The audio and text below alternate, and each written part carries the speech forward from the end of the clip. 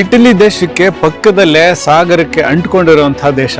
ಜಗತ್ತಿನಲ್ಲಿ ಇದಕ್ಕಿಂತ ಚೆನ್ನಾಗಿರೋ ಸನ್ಸೆಟ್ ಕಾಣಿಸೋದೇ ಇಲ್ಲ ಅನ್ನೋಷ್ಟು ಫೇಮಸ್ ಆಗಿರುವಂತಹ ಸನ್ಸೆಟ್ಸ್ ಇರೋ ದೇಶ. ಕಣ್ಣಿಗೆ ತುಂಬಿಸ್ಕೊಳ್ಳೋಕೆ ಆಗದೆ ಇರೋಷ್ಟು ಸುಂದರವಾಗಿರುವಂತಹ ನ್ಯಾಷನಲ್ ಪಾರ್ಕ್ಸ್ ಇರುವಂತಹ ದೇಶ. Welcome to Croatia. ಎಲ್ಲರಿಗೂ ನಮಸ್ಕಾರ.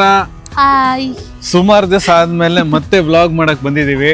ಯಾರಾದ್ರೂ ನಾವು ಮಿಸ್ ಮಾಡ್ಕೊಂಡಿಲ್ಲ ಏನು ಗೊತ್ತಿಲ್ಲ. ನಾವಂತೂ ಕಮೆಂಟ್ಸ್ ಅಲ್ಲಿ ಹೇಳಿ ವ್ಲಾಗ್ ಮಾಡೋದನ್ನ ಮಿಸ್ ಮಾಡ್ಕೊಂಡಿದೀವಿ. ಈ ಸರ್ತಿ ನಿಮ್ಗೆ ಹೊಸ ದೇಶನ ಪರಿಚಯ ಮಾಡಿಸ್ಕೊಳ್ಳೋಣ ಅಂತ ನಮ್ಮ ಜೊತೆ ನೀವು ಬಂದು ಕ್ರೊಯೇಷಿಯಾನ ಎಕ್ಸ್ಪ್ಲೋರ್ ಮಾಡಿ. ಕ್ರೊಯೇಷಿಯಾನ ಮೆಲ್ಟಿಂಗ್ ಪಾಟ್ ಆಫ್ ಕಲ್ಚರ್ಸ್ ಅನ್ಬೋದು. ಯಾಕೆ ಅಂದ್ರೆ ಇದ್ರ ಹಿಸ್ಟ್ರಿ ನೋಡಿದ್ರೆ ಇಲ್ಲಿ ಒಂದಷ್ಟು ವರ್ಷ ಸ್ಲಾವಿಕ್ ಜನ ಇದ್ರು, ಬಾಲ್ಕನ್ ಕಂಟ್ರೀಸ್ನಲ್ಲಿರುವಂಥ ಜನ. ಅದಾದಮೇಲೆ ಆಸ್ಟ್ರೋ ಹಂಗೇರಿಯನ್ ಎಂಪೈರ್ ಆಗುತ್ತೆ. ಆಸ್ಟ್ರೋ ಹಂಗೇರಿಯನ್ ಎಂಪೈರ್ನವರು ಆಕ್ಯುಪೈ ಮಾಡ್ಕೋತಾರೆ. ಅದಾದಮೇಲೆ ವೆನಿಸಿಂದ ವೆನೇಷಿಯನ್ಸ್ ಬರ್ತಾರೆ. ಎಲ್ಲಕ್ಕಿಂತ ಮುಂಚೆ ರೋಮನ್ ಎಂಪೈರ್ ಇತ್ತು, ಹಾಗಾಗಿ ರೋಮನ್ ಆರ್ಕಿಟೆಕ್ಚರ್ ಕಾಣಿಸುತ್ತೆ. ಸುಮಾರು ವರ್ಷ ಆದಮೇಲೆ ಆಟೋಮನ್ಸು ಬರ್ತಾರೆ. ಈಗ ನಾವಿರೋ ಏರಿಯಾ ಏನಿದೆ ಝಡಾರು ಇಲ್ಲಿಗೆ ಬಂದಿಲ್ಲ, ಆದರೆ ಜಾಸ್ತಿ ಎಲ್ಲ ರೋಮನ್ ಆರ್ಕಿಟೆಕ್ಚರು, ವೆನೇಷಿಯನ್ ಆರ್ಕಿಟೆಕ್ಚರ್ ಇದೆ.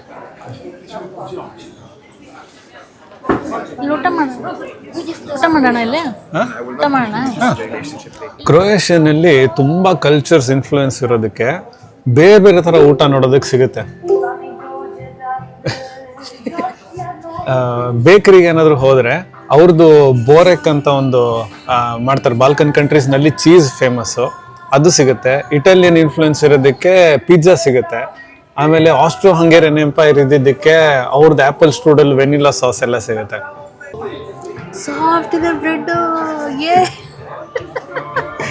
ಜರ್ಮನಿಯಿಂದ ಬಂದವ್ರಿಗೆಲ್ಲ ಇಂಡಿಯನ್ಸಿಗೆ ಖುಷಿಯಾಗೋದು ಏನು ಅಂದ್ರೆ ಮೆತ್ತಗಿರೋದು ಬ್ರೆಡ್ ಸಿಗಬೇಕು. ಒಳ್ಳೆ ಚಪ್ಪಲಿ ಇದಂಗಿರುತ್ತೆ. ಜರ್ಮನಿಯಲ್ಲಿ ತಿನ್ನಕ್ಕೆ ಆಗಲ್ಲ. ಟೊಮೆಟೊ ಚಟ್ನಿ ತರ ಇದೆ. ಅದೇ ಟೊಮೆಟೊ ಬೇಸೆ, ಬದನೆಕಾಯಿ ಹಾಕಿರ್ತಾರೆ, ಅಂತೆ, ಬೆಳ್ಳುಳ್ಳಿ ಇರುತ್ತೆ, ಬದನೆಕಾಯಿ, ಈರುಳ್ಳಿ. ಆಲ್ಮೋಸ್ಟ್ ಬೆಂಗನ್ಕಾ ಭರ್ತಾ ಅನ್ಬೋದು. ಪಚಡಿ ಅನ್ನಕ್ಕಾಗಲ್ಲ, ಡಿಸಗ್ರಿ. ಬೆಂಗನ್ಕಾ ಭರ್ತಾ ಅನ್ಬೋದು. ನೋಡಿ,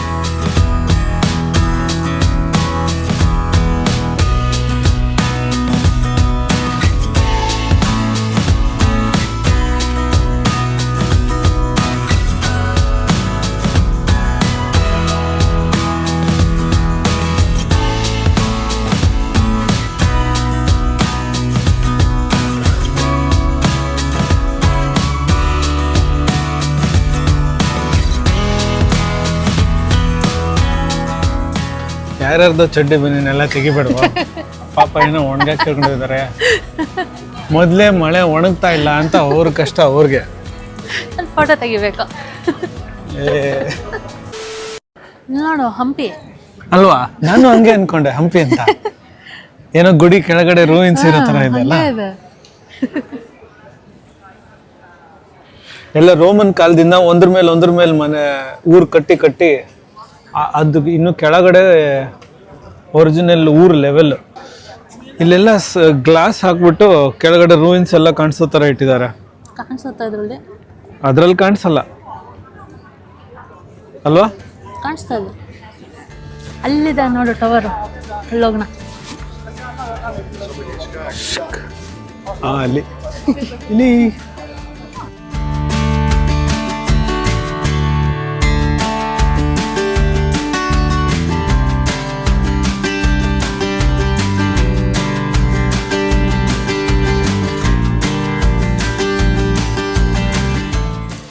ಸನ್ನೇ ಇಲ್ಲ, ಸನ್ಗ್ಲಾಸ್ ತಗೋತಾರೆ. ಅಕಸ್ಮಾತ್ ಬಂದ್ರೆ ಒಂದು ಚೋರ್ ಹಾಯ್ ಮಿಸ್ಟರ್ ಇಂಡಿಯಾ ಕಾಣಿಸ್ತಾನೆ ಇಲ್ಲ. ನೋಡು ಎಷ್ಟು ಹಳೆ ಡೋರು. ಓ, ಎಲ್ಲ ಕಿತ್ತಿ ಹೋಗಿದೆ. ಮುಟ್ಬೇಡ.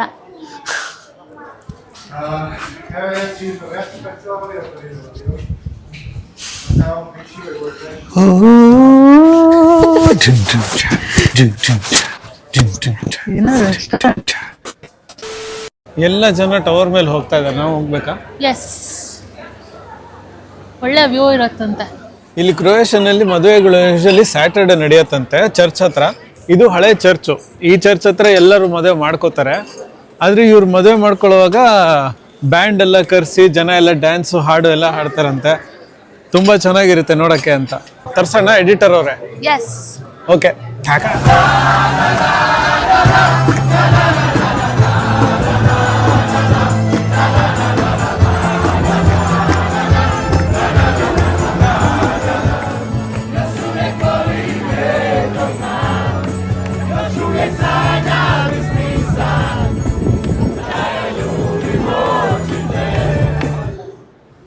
ರಿಸ್ಕ್ ಆಫ್ ಹೆಡ್ ಇಂಜುರಿ ಅಂತ ತಲೆ ಬಗ್ಸ್ಕೊಂಬ. ಅಷ್ಟೊಂದೇನು ಎತ್ತರ ಇಲ್ಲ ಬಿಡ.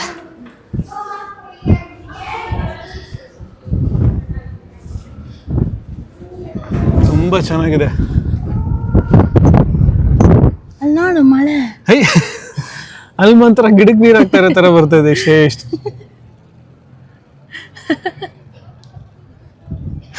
ಬೇರೆ ಎಲ್ಲ ಕಡೆ ಕಾಣಿಸ್ತಾರ, ಅಲ್ಲಿ ಮಾತ್ರ ಬರ್ತದೆ.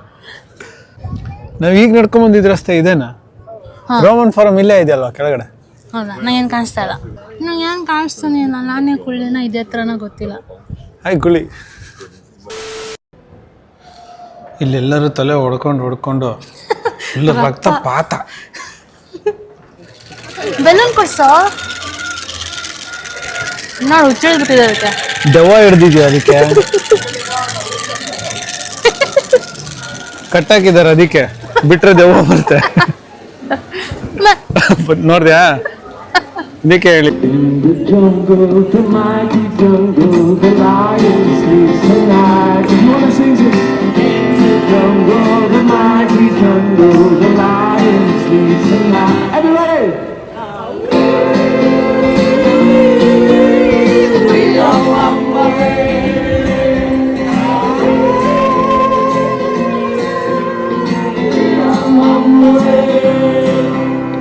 ಝಡರಿಂದ 130 ಕಿಲೋಮೀಟರ್ ದೂರದಲ್ಲಿ